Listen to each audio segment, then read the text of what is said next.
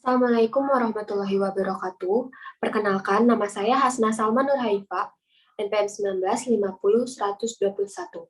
Di sini saya akan menjelaskan mengenai problem solving dalam mata kuliah Interpersonal Skill PKN.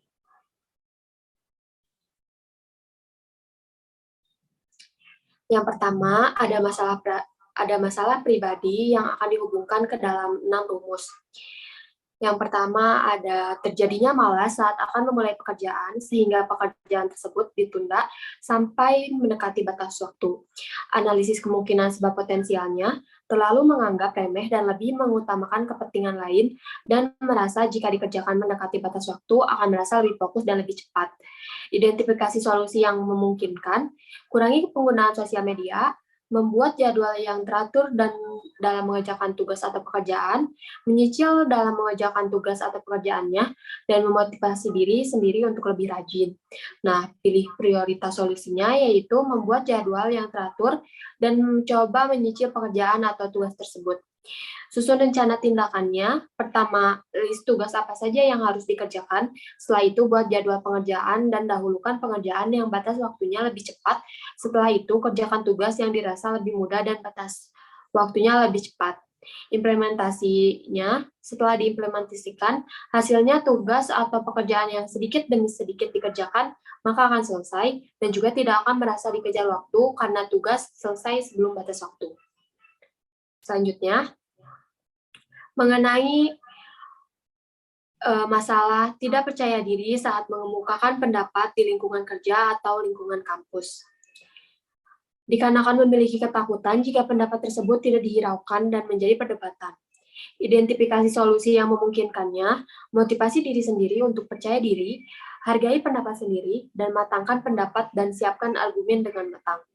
Prioritas solusinya, matangkan pengetahuan dari pendapatmu dan sehingga saat hal tersebut memacu argumen dengan orang lain, maka tidak akan kebingungan jika pengetahuan dan pendapatnya sudah matang dan menimbulkan kepercayaan diri.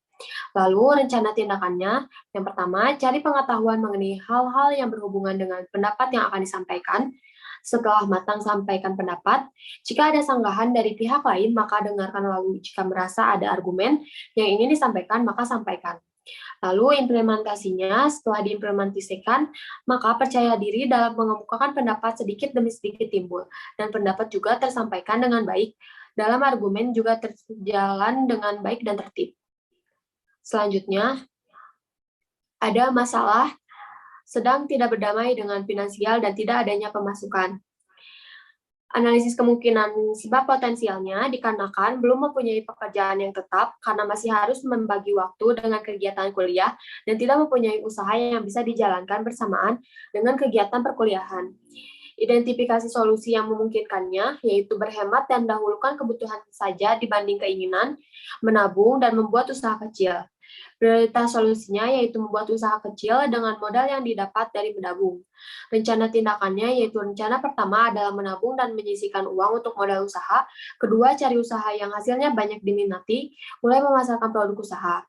Setelah diimplementasikan dengan berhemat dan menabung untuk modal usaha, maka modal pun terkumpul dan bisa melakukan usaha. Walaupun hasilnya tidak cepat, namun dengan berjalan waktu dan pendapat penghasilan dari usaha tersebut dan tidak menghambat dalam kegiatan perkuliahan. Selanjutnya, ada dalam masalah sosial. Di sini contoh masalah sosial pertama yaitu mengalami kesulitan mencari pekerjaan sebagai guru PKN. Analisis kemungkinan sebab potensialnya yaitu dikarenakan masih awam dalam dunia pekerjaan dan kebanyakan sekolah yang dilamar hanya ingin menerima guru yang sudah memiliki pengalaman mengajar yang banyak. Identifikasi solusinya, mengasah soft skill agar dapat menarik pihak sekolah untuk menerima sebagai guru PPKN, mencari relasi agar bisa merekomendasikan ke sekolah tertentu, dan yang terakhir mempersiapkan diri jika ada interview. Prioritas solusinya yaitu mengasah soft skill agar dapat menarik pihak sekolah untuk menerima sebagai guru PPKN. Rencana tindakannya, mengikuti seminar-seminar pendidikan, mengikuti kegiatan program profesi guru guna menambah wawasan dalam mengajar dan memahami peserta didik, dan implementasinya, yaitu dengan melakukan semua usaha tersebut, maka berjalannya waktu akan mendapatkan pekerjaan sesuai bidangnya, yaitu menjadi guru PKN. Selanjutnya, Masalah kedua dalam masalah sosial yaitu memiliki pekerjaan dengan pendapatan yang kecil sedangkan pengeluaran lebih besar dari pendapatan. Nah, analisis kemungkinannya yaitu dikarenakan fresh graduate dan belum mempunyai pengalaman sehingga mendapat pekerjaan yang ditawarkan dengan pendapatan yang kecil. Lalu identifikasi solusinya, di saat menjalani pekerjaan di tempat kerja tersebut, dibarengi dengan mencari peluang-peluang pekerjaan di tempat lain. Lalu mengikuti prosesnya dengan sabar, memiliki usaha sampingan di luar pekerjaan utama. Pilih prioritas yang solusinya, yaitu mencari peluang-peluang pekerjaan di tempat lain dan memiliki usaha sampingan di luar pekerjaan utama. Rencana tindakannya yaitu mencari peluang di tempat lain dengan berkomunikasi dengan orang terdekat yang memiliki pekerjaan dengan pendapatan yang tinggi dan mulai mencari peluang usaha sampingan yang bisa dikerjakan. Dengan melakukan semua tersebut, maka dengan berjalannya waktu, pekerjaan yang ideal terutama dalam pendapatannya akan didapatkan. Dan juga dengan memprioritaskan kebutuhan dibanding keinginan. Lalu yang selanjutnya, masalah terakhir yaitu memiliki masalah pribadi dengan rekan kerja sehingga menimbulkan ketidakpahaman dalam menjalankan pekerjaan. Yaitu di satu waktu terjadi kesalahpahaman di luar kerjaan. Nah, memulai pekerjaan untuk menyelesaikan masalah, meminta satu orang rekan kerja yang bisa menengahi dan introspeksi diri, dan hilangkan ego dalam diri. Lalu prioritas solusinya yaitu memulai percakapan untuk menyelesaikan masalah.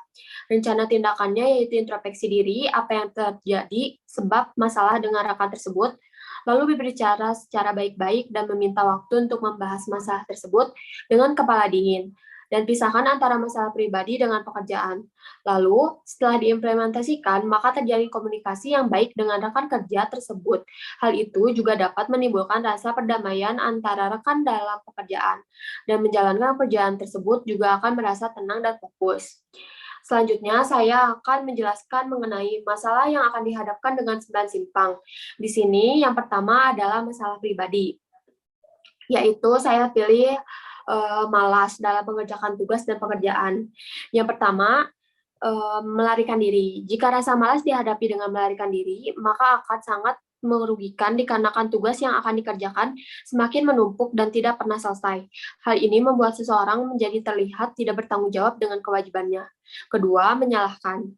Jika rasa malas dihadapi dengan menyalahkan, pihak yang memberi tugas atau pekerjaan dengan berbagai alasan, maka hal itu akan mungkin diri sendiri juga bisa saja akan mempengaruhi penilaian diri di depan pihak yang memberikan tugas dan pekerjaan.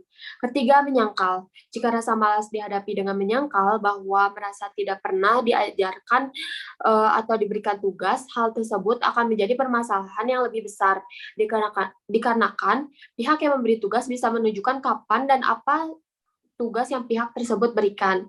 Lalu ada melupakan. Jika rasa malas dilupakan dan memotivasi diri untuk semangat mengerjakan tugas dan pekerjaan, maka hasilnya akan cepat selesai. Lalu ada bicara empat mata.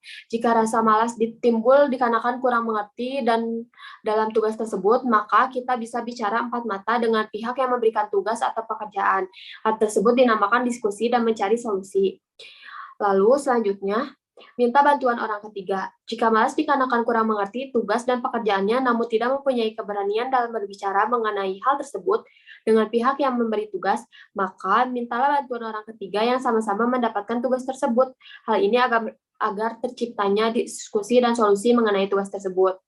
Lalu, mencela. Jika rasa malas membuat kita mencela pihak yang memberikan tugas, maka hal tersebut akan menimbulkan masalah baru, dan hal itu tidak sopan. Pihak tersebut bisa tersinggung dan tidak akan mempercayai kita lagi dalam pekerjaan. Lalu yang terakhir ada gosip. Jika malas dalam mengerjakan tugas dan menjadikan pihak pemberi tugas bahan gosip, sangatlah tidak etis. Jika gosip tersebut sampai kepada pihak yang digosipkan, maka akan menjadi masalah yang rumit dan bisa saja jika dalam pekerjaan akan dipecat. Selanjutnya, masalah pribadi rekan kerja. Di sini yaitu masalah sosial. Pertama, melarikan diri. Jika masalah tersebut tidak selesai, terus melarikan diri, maka akan membuat diri terlihat seperti pengecut. Hal ini juga berdampak kepada pekerjaan. Lalu menyalahkan. Dengan menyalahkan, maka maka kerja bahwa masalah timbul karena rekan kerja tersebut, maka akan membuat masalah semakin rumit. Hal itu menunjukkan diri terlihat egois dan tidak mau disalahkan. Lalu menyangkal, membuat lingkungan kerja merasa tidak nyaman dan jika menyangkal maka membuat kedua pihak tidak berintrospeksi diri. Lalu selanjutnya ada melupakan. Apabila melupakan dari segi berdamai yang akan terjadi, tetap akan adanya ketegangan di antara kedua belah pihak dan tidak nyaman jika disatukan dalam melakukan pekerjaan. Lalu bicara empat mata. Apabila masalah tersebut dibicarakan empat mata, maka akan terjadi penyelesaian dalam masalah tersebut. Kedua belah pihak bisa saling introspeksi dan berdamai. Lalu minta bantuan orang ketiga. Apabila merasa jika ingin menyelesaikan masalah butuh pihak untuk menengahi, maka minta orang ketiga untuk menengahi agar permasalahan tersebut bisa didampingi oleh saksi dan pihak netral. Hal ini juga bisa meminimalisir terjadinya konflik dan perdebatan. Selanjutnya ada mencela. Jika diatasi dengan mencela akan timbul pertikaian dan emosi dari kedua belah pihak yang tidak terima dengan perkataan yang berbau mencela. Lalu ada gosip. Jika diatasi dengan bergosip, akan adanya timbul isu yang kurang baik. Lalu, yang membuat tidak nyaman dalam pekerjaan sehingga kebenarannya harus dipertanggungjawabkan. Dan yang terakhir ada berkelahi. Apabila berkelahi, timbulnya ketegangan di kedua belah pihak dan membuat image diri sendiri menjadi kurang baik dalam lingkungan kerja dan terkesan anarkis. Sekian yang bisa saya sampaikan mengenai problem solving dan penyampaian masalah dengan 6 rumus dan 9 simpang. Mohon maaf bila ada kesalahan dan kekurangan. Terima kasih. Wassalamualaikum warahmatullahi wabarakatuh.